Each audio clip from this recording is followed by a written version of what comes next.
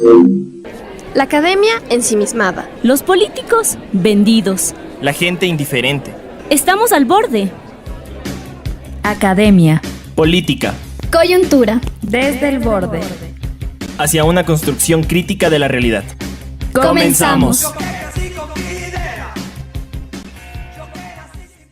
Bienvenidos y bienvenidas a una nueva entrega del programa Desde el Borde, un espacio donde analizamos la realidad social del Ecuador. Hoy tenemos un programa especial de investigación donde profundizaremos en un tema urgente: la criminalización de niños, niñas y adolescentes de un contexto de violencia creciente. Las noticias y redes sociales nos muestran menores de edad involucrados en delitos, pero ¿cuál es la historia completa cuando un niño está involucrado en crímenes? Hemos fallado todos como sociedad.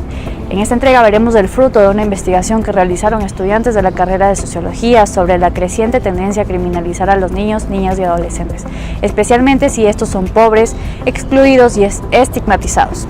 Esta situación debe alertarnos y es la clara muestra de una tendencia fascista y peligrosa en nuestra sociedad. Hoy, junto a expertos y activistas, estudiaremos cómo el Estado y los medios de comunicación construyen el imaginario de niño delincuente. Para ello analizaremos categorías como la pobreza y el racismo dentro de este proceso. Finalmente escucharemos las vivencias reales de personas que son atravesadas el día de hoy en Esmeraldas. Buenas tardes, Sibel, ¿cómo está?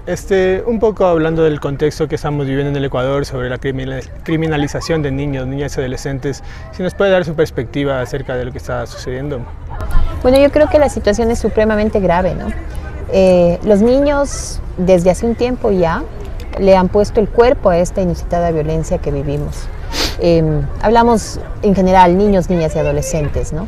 Desde los más pequeñitos, ayer veíamos cómo había la muerte, ¿no? O se registraba la muerte de 2 bebés. Eso da viva cuenta de lo que está sucediendo en el país.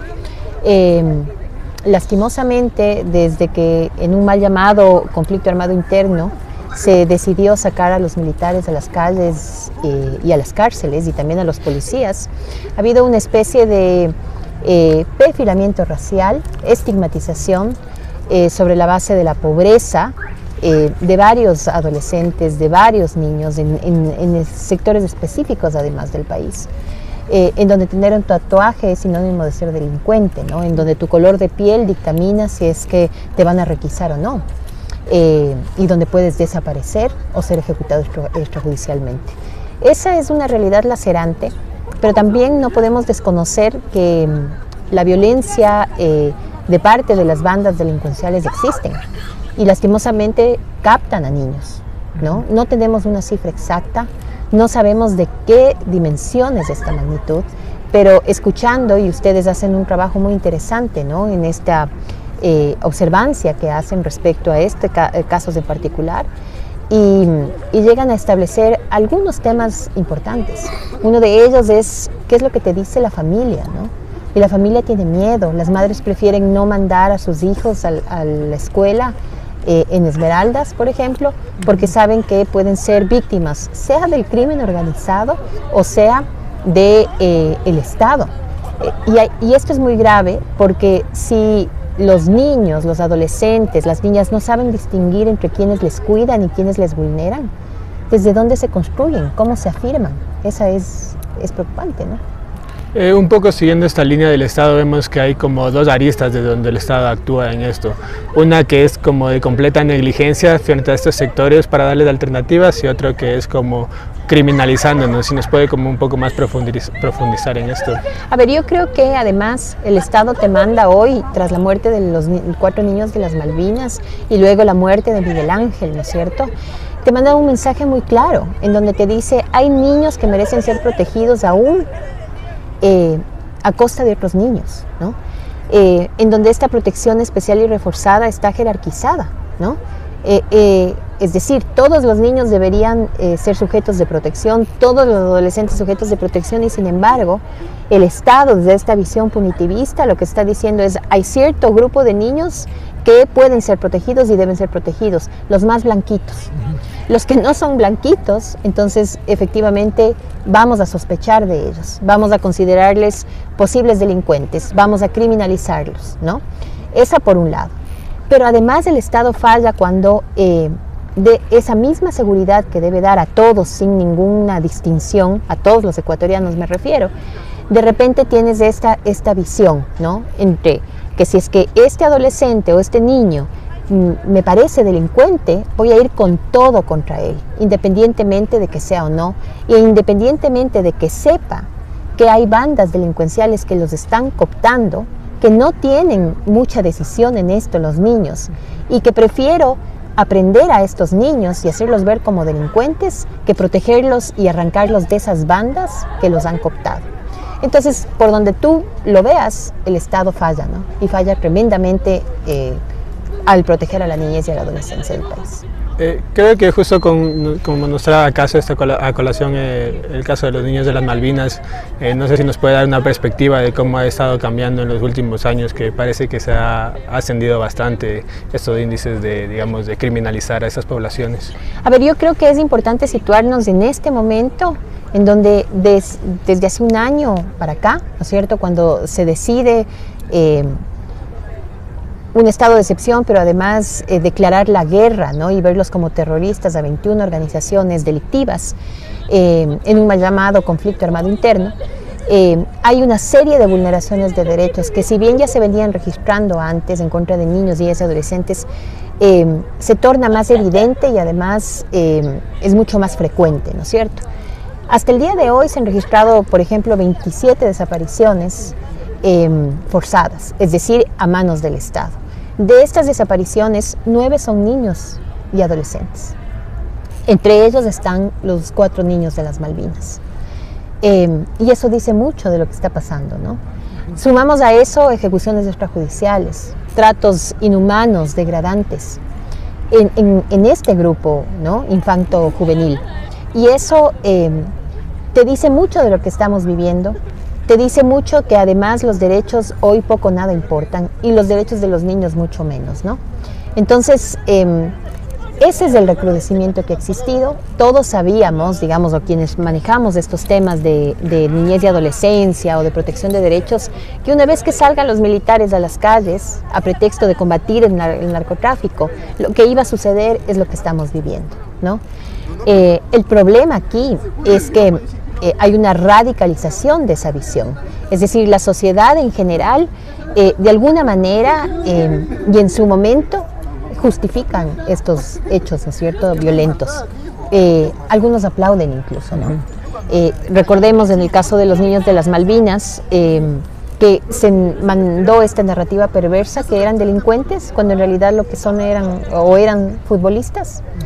Y eso cala mucho en la sociedad, una sociedad que además está dispuesta a aceptar todo tipo de vulneración de derechos sobre pretexto de sentirnos seguros.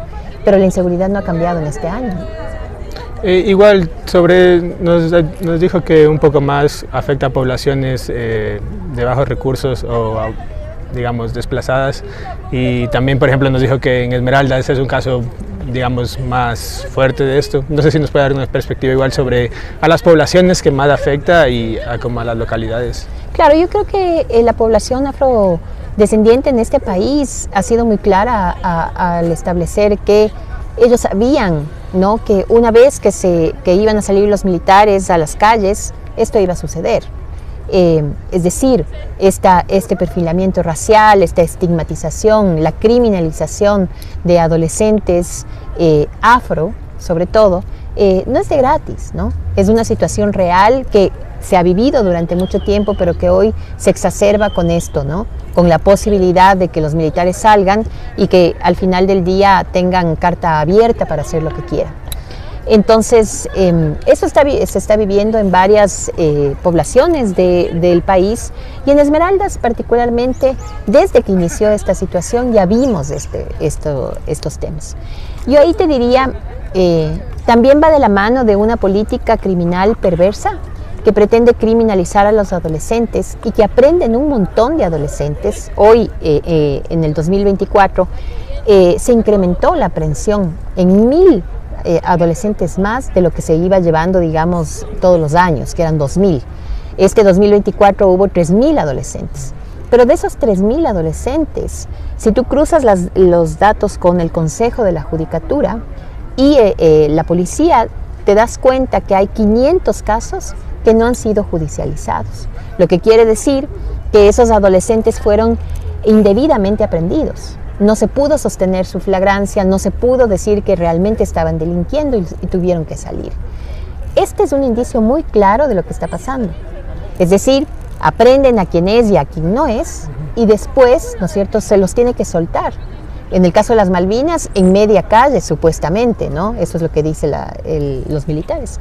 Pero en realidad hay esta visión, ¿no?, de aprender a los adolescentes racializados, empobrecidos del país, a los que se les ve como delincuentes. Para finalizar un poco, si nos puede dar la perspectiva de cosas que podrían pasar a futuro, digamos, con la situación que estamos viviendo, y asimismo quizás alternativas o soluciones que se podrían dar a ese... A ver, si sigue esta visión y este gobierno, ¿no?, es decir, si es que hay una segunda vuelta y gana, va a haber esta misma política. Esto no va a cambiar, pero se va a exacerbar, por supuesto que sí.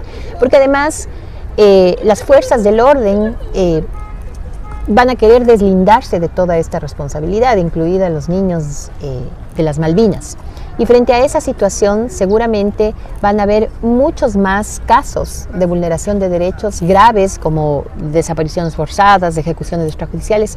De hecho, ustedes notarán que después de los casos de las Malvinas, comenzó una ola nuevamente en noticias, ¿no?, en donde se hablaba mucho de adolescentes infractores. Entonces, van a haber nuevos casos, vamos a tener que digamos, vivir el recrudecimiento de estas vulneraciones de derechos a manos del Estado a través de sus fuerzas del orden. Ese sería el primer escenario. No creo que cambie, no tiene por qué cambiar, ¿no es cierto?, si gana este gobierno. Y si gana el otro gobierno, el otro lado, yo esperaría, ojalá, tampoco podemos decir, ¿no?, pero garantizar, pero al menos que la visión sea distinta, sea menos punitivista, se ponga más énfasis a políticas de protección social, que es lo que se necesita, se deje de estigmatizar a los adolescentes y busquemos realmente una seguridad. Ojalá que así sea. Ecuador enfrenta una crisis de seguridad sin precedentes. Solo en 2023 se registraron 8.004 homicidios intencionales, un aumento del 65.92% en comparación con 2022. Enero del 2025 resulta ser el mes más violento de la historia, con 732 muertes violentas. Esta escalada de violencia no solo se debe a la presencia de economías ilegales y bandas criminales, también responde a la falta de oportunidades para los niños, niñas y adolescentes. Según el INEC, en 2023, Ecuador atraviesa su década con mayor población joven, pero con mayores problemas de empleo y también con graves problemas de acceso que no se solucionaron tras la pandemia. 90.000 estudiantes abandonaron la escuela durante la pandemia, lo que los dejó en mayor riesgo de ser reclutados por bandas criminales. Hola Cristina, ¿cómo está? Sabemos que está dirigiendo un proyecto de investigación con los estudiantes. Queríamos saber un poco sobre de qué se trata este proyecto. ¿Qué nos puede contar? El proyecto de vinculación que trabajamos con algunos docentes y con los estudiantes, especialmente con los estudiantes, tiene por objetivo hacer informes de observancia sobre diversas situaciones que están sucediendo, digamos, en el país y que son de interés nacional y que atañen a temas de derechos humanos o violaciones de derechos humanos fundamentales, ¿no es cierto? Entonces hemos hecho varios informes de observancia, hicimos una investigación, por ejemplo, hace algunos años sobre la inclusión de niños, niñas, adolescentes, mujeres, grupos, digamos, excluidos, minoritarios en los programas de gobierno de los candidatos a las elecciones pasadas. Luego hicimos un informe de observancia sobre la consulta del Yasuní, cómo se está cumpliendo la consulta del Yasuní. Y este semestre estamos concluyendo una investigación sobre la criminalización de niños, niñas y adolescentes en el país. Esta investigación la hicimos con un grupo alrededor de 15 estudiantes que participaron, algunos técnicos docentes, el apoyo de otros docentes y el apoyo también de algunos actores en Naciones Unidas como UNICEF, algunos activistas que nos ayudaron a tener una mirada global de lo que está sucediendo con los niños, niñas y adolescentes, pero sobre todo personas en el territorio, porque nos centramos en el trabajo en Esmeraldas, que nos ayudaron a tener una visión más profunda de lo que están viviendo los niños y niñas en esa zona. Sobre esta investigación, ¿nos puedes contar un poco de los resultados que obtuvieron? Efectivamente, nosotros trabajamos, como te decía, con niños, con testimonios de muchas familias en Esmeraldas y también con personas y expertos a nivel nacional que nos ayudan a tener una mirada más global, ¿no? Y lo que vimos es que hay primero que en la sociedad ecuatoriana nosotros experimentamos una tendencia creciente a la criminalización de niños, niñas y adolescentes, lo cual obviamente nos llama la atención porque como decía un experto al que entrevistamos, cuando los niños y niñas y adolescentes son parte de las acciones criminales de la sociedad, todos hemos fallado como sociedad, digamos, es la expresión más fuerte de la crisis social que estamos viviendo. El hecho de ver a niños, niñas que a la final son víctimas de situaciones de violencia y caen siendo víctimas de estas situaciones de violencia generalizada que el país experimenta actualmente y a los cuales no estamos protegiendo.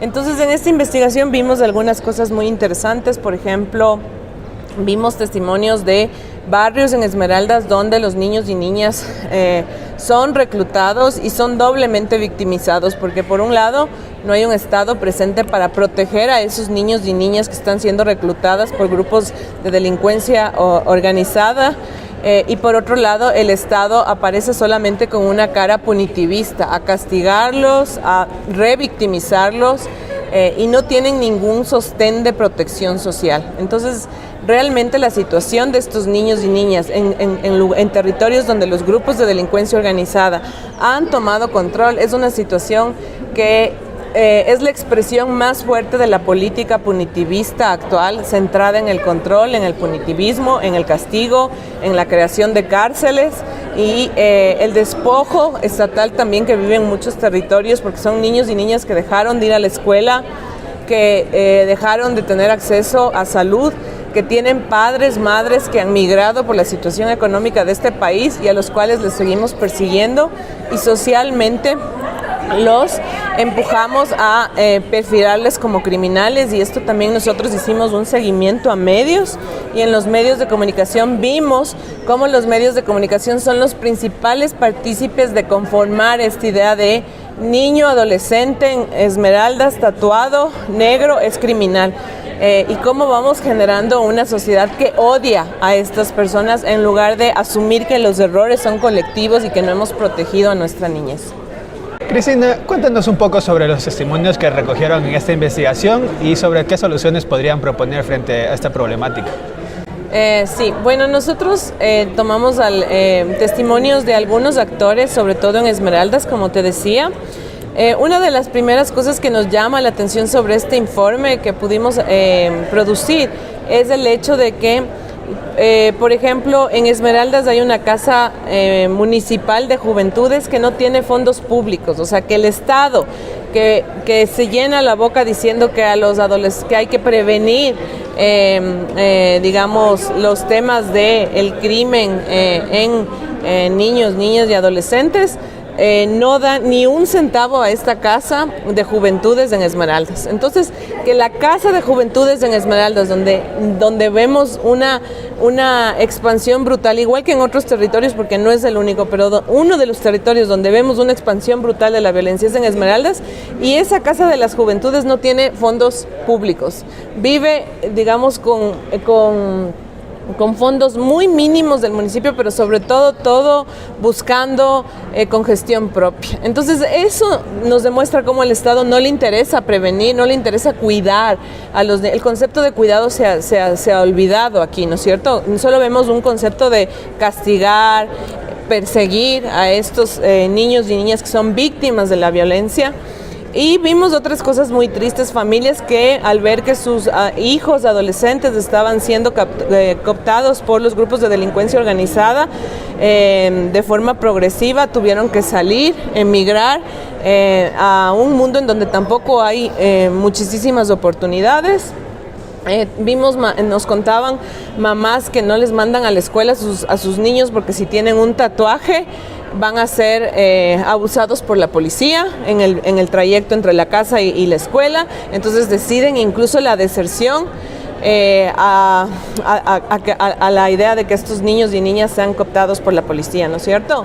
O por las fuerzas militares. Entonces lo que vemos ahí es que hay una organización en contra de la niñez. Y no solamente una organización de los grupos de delincuencia organizada, es una organización donde el Estado es partícipe de no cuidar a estos niños, de desprotegerlos, de criminalizarlos, de castigarlos, de perseguirlos. Hemos tenido testimonios también de familias cuyos niñas fueron fueron extorsionados por los grupos de delincuencia organizada, porque estos grupos reclutan a niños y niñas bajo la figura de extorsión, diciendo: si no haces este acto criminal, yo le mato a tu mamá, a tu papá. Y estas personas que han sido extorsionadas, luego son tomadas o aprehendidas por la policía y por los militares, y las familias no tienen derecho a información sobre su situación, sobre su proceso legal. Muchos adolescentes, antes de lo que pasó con los 4 niños, que de alguna forma fue el único acto en donde socialmente hemos respondido, pero ya habían desapariciones, ya han matado, no se sabe nunca porque no hay responsabilidad del Estado, pero las familias saben que la policía los tomó y los entregan luego desaparecidos, muertos en algún lugar. Entonces realmente lo que vemos es que hay una organización estatal en contra de la niñez, en contra del cuidado. No hay el hecho de que la Casa de Juventudes no tenga dinero es solo un ejemplo de cómo estamos actuando, ¿no? Y otra cosa bien importante que salió a flote en el informe es que muchas veces nosotros, especialmente los intelectuales, tendemos a hacer afirmaciones como súper fuertes en contra del Estado, ¿no? Decir: no, el Estado ya nunca va a servir de nada, aquí la sociedad tiene que resolverse frente a esta violencia, y no es cierto, porque en zonas donde hay presencia cada vez de más grupos que generan violencia, no es la única, pero una fuerza fundamental que puede contrarrestar esa violencia es el Estado, pero un Estado social, un Estado que produzca bienestar, un Estado que haga escuelas, un Estado que construya hospitales. Y nosotros cada vez nos alejamos políticamente de esas propuestas y vemos cómo los candidatos ganan votos y electores con propuestas antiestatales, cuando lo que más necesitamos es una nueva cara del Estado que proteja, que cuide especialmente a la niñez, ¿no? Entonces esas son las cosas que vimos. ¿Y sobre algunas soluciones que nos podría dar a esta problemática? Sí, yo diría que creo que es un tema que primero nos tiene que convocar a más actores. Es importante que el caso de los 4 niños se haya politizado de esta forma, porque de alguna forma se politizó, pero creo que es importante recordar que esto está sucediendo y que también socialmente nosotros hemos dado luz verde a que esto suceda. Yo me acuerdo las noticias de principios del año pasado estaban llenas de burlas hacia niños y niñas tatuadas, los policías estaban pegándoles, torturándoles, maltratándoles, y nosotros dábamos luz verde a eso. Entonces esa violencia solamente ha aumentado, se ha generalizado, y realmente es el momento en donde las personas con cierto grado de conciencia digamos basta a eso y entendamos que los niños, niñas y adolescentes de esta sociedad son nuestros niños, es nuestra responsabilidad cuidarles, es nuestra responsabilidad social protegerles y buscar propuestas políticas que nos permitan esa protección. El 9 de enero de 2024, el presidente Daniel Noboa declaró la existencia de un conflicto armado no internacional, militarizando varias provincias y ordenando la neutralización de los grupos del crimen organizado. Los adolescentes detenidos tras el ataque a TC Televisión en ese mismo día fueron exhibidos como terroristas, pero hasta hoy no se sabe cuál fue su proceso judicial, ni qué pruebas se presentaron en su contra. Sus rostros fueron usados por los medios nacionales y locales sin ningún escrúpulo. El ataque a TC fue el hecho que sirvió para avanzar en un estado punitivista. Desde ese mes se mostraron fotos de militares y policías torturando a niños y niñas, y gran parte de la ciudadanía aplaudía dichas acciones como muestra al respaldo de la supuesta seguridad que nos brindaban. Como resultado de esto, tenemos más de 441 menores de edad que fueron recluidos en centros de adolescentes infractores en solo 6 meses, muchos de estos sin garantías legales y expuestos públicamente como criminales. Buenos días, Juanita Francis Boni. Queríamos hacerle una pregunta sobre su perspectiva acerca de la situación que está viviendo el país y de la criminalización que sufren los niños y los jóvenes. Ya. Mira, lo que pasa es que tu pregunta es como para una tesis gigante, porque en principio cuando intentamos hacer reflexiones sobre las condiciones en las que estamos como país, tenemos que hablar de un tema que a veces incomoda, que es hablar sobre en qué condiciones se encuentra la política económica del país. No podemos empezar a hablar de desigualdades o de violencia o de narcoestado. Primero porque para mí, y eso quizás es una apreciación muy personal, hablar de narcoestado es quitarle la responsabilidad a los gobiernos del ejercicio de gobernanza, del rol que tiene la institucionalidad. Y luego, cuando empezamos a hablar sobre crisis económica, sobre las condiciones en las que las crisis se han ido como polarizando cada vez más en Ecuador y en América Latina, porque además esto no es solamente un efecto de Ecuador, sino que es un efecto desgraciadamente precario que hemos tenido a partir de la pandemia, ¿no? Porque antes de la pandemia ya venían demandas que estaban muy conectadas a brechas de desigualdad, pobreza, falta de empleo, falta de acceso integral a derechos. Veníamos viendo además una corriente ideológica que se iba tomando un poco más de cuerpo y forma a partir de una narrativa que además colocamos los sectores sociales. Pero al momento de ser práctica, ¿no? En el momento de ser Estado, se transformaba en una narrativa que era contra los territorios más precarizados o más oprimidos. Y de ahí venimos a lo que tenemos a la actualidad, ¿no? Cuando la gente me dice, no, es que desgraciadamente los territorios ahorita se han envuelto en narcotráfico y violencia. Sí, pero qué coincidencia que donde el Estado es ausente o donde su presencia es nula o su presencia es mediocre, desgraciadamente ahí el narcotráfico ha premiado. Porque además esta gente es como un tufo, ¿no? La pobreza, y ni siquiera yo creo que sería injusta si hablo de la pobreza, ¿no? como un problema principal, porque yo creería que es la miseria en la que los gobiernos han puesto a nuestras comunidades y a quienes habitamos los territorios de las zonas periféricas, de las periferias urbanas, de la ruralidad o de los territorios que desgraciadamente están precarizados, nos han puesto en un rol de por sí, de nuestro origen, ya criminalizarnos, ¿no? Entonces, no es accidental que en la actualidad nos encontremos con esa narrativa generada desde las organizaciones políticas, ¿no?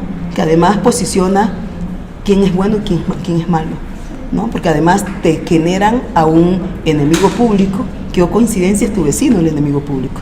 Entonces, hasta las relaciones cotidianas se ven afectadas por este tipo de narrativas y por la falta de claridad de la política económica.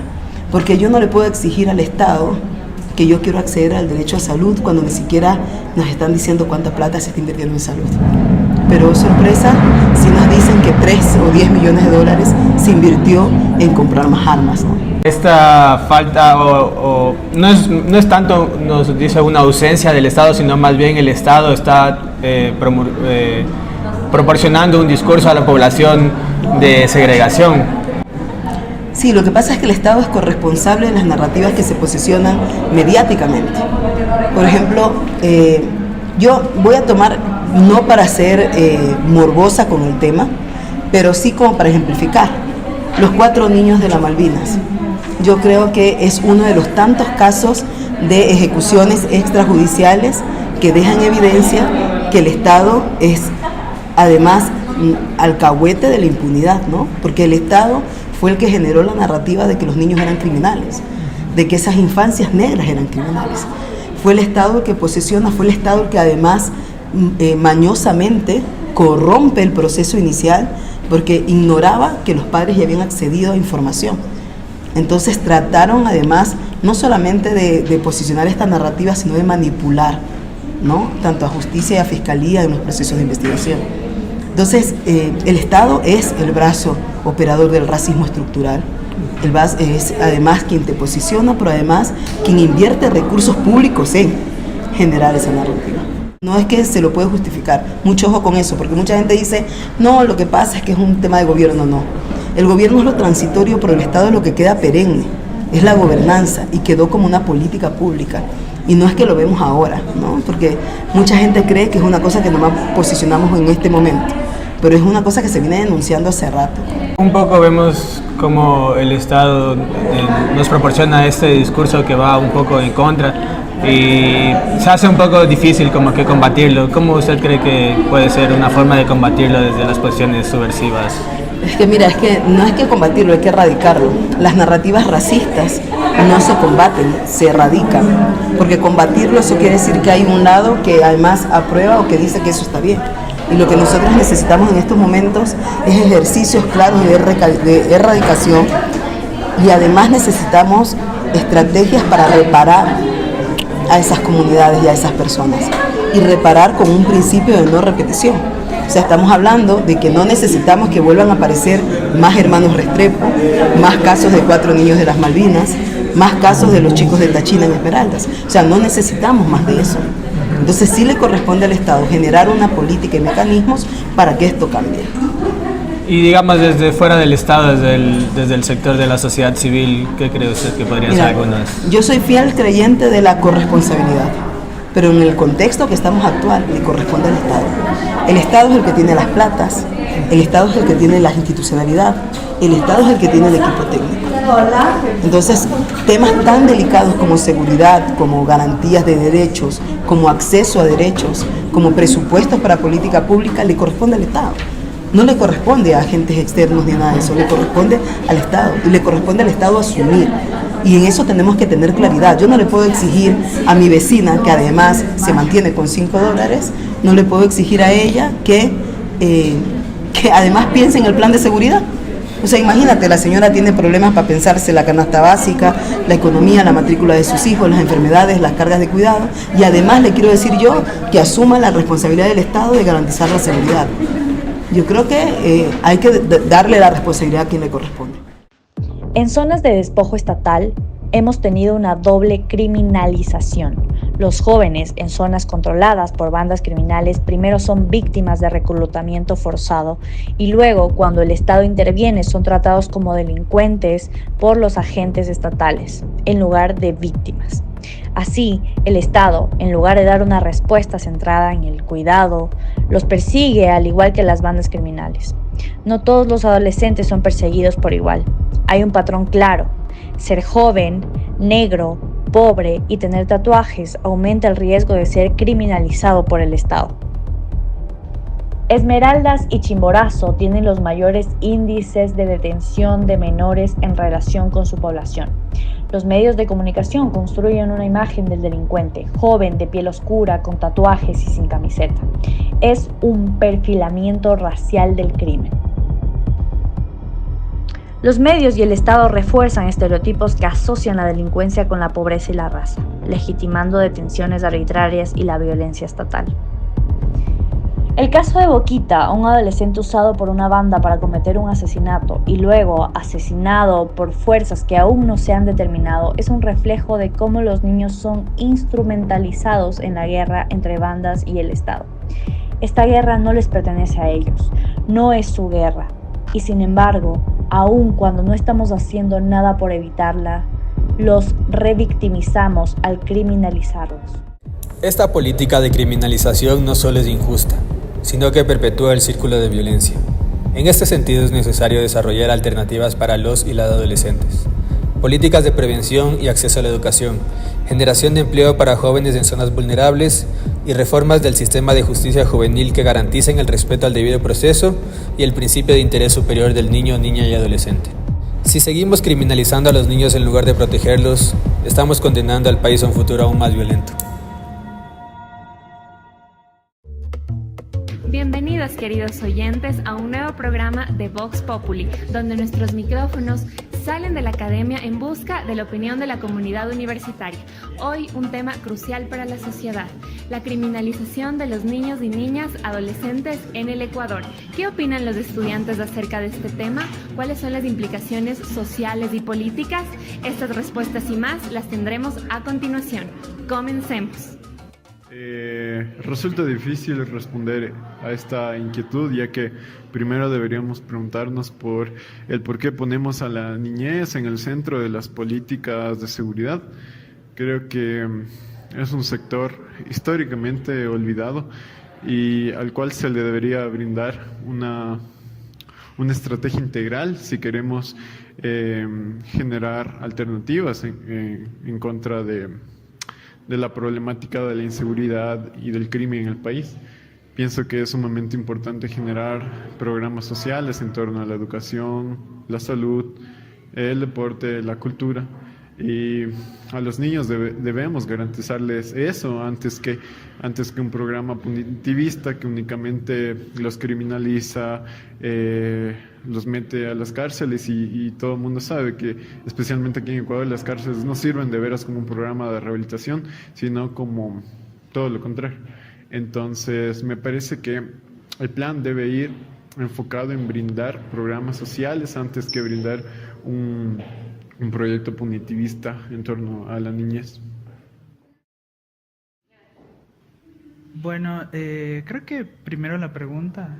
Creo que hay casos muy específicos, pero muy específicos, casi inexistentes, que podrían ameritar cuestionarnos esto. Pero en el contexto en el que vivimos, si esta pregunta, como tendenciosamente esta propuesta, se quiere referir como una política de seguridad, primero que está muy mal encaminada.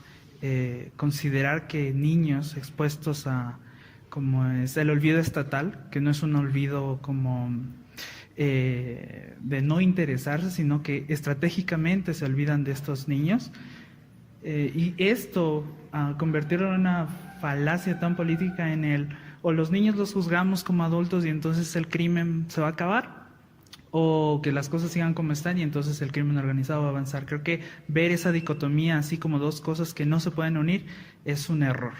Entonces, creo que puede ser aplicable a casos muy extremos, pero si es una política de seguridad estatal, para nada aceptable. En cuanto a una criminalización de las juventudes, la verdad me parece simplemente un acto totalmente deplorable. Tenemos un problema social sumamente fuerte en cuanto a el crecimiento de la pobreza. Cómo este crecimiento de la pobreza ha dado obviamente puertas abiertas a que la inseguridad y los crímenes organizados entren y lleguen a las personas prácticamente más vulnerables. Y más que nada el hecho de que existe también como esa campaña en contra de la pobreza, esa criminalización de la pobreza. O sea, lamentablemente tenemos un gran ejemplo de los 4 niños de las Malvinas. Son niños racializados, o sea, son personas, son subalternos. No siento que las leyes tan seguritistas, todo de lo de seguridad, la militarización, no siento que tengan un verdadero horizonte de solucionar un problema social como es el ingreso del narcotráfico y todo el crimen organizado.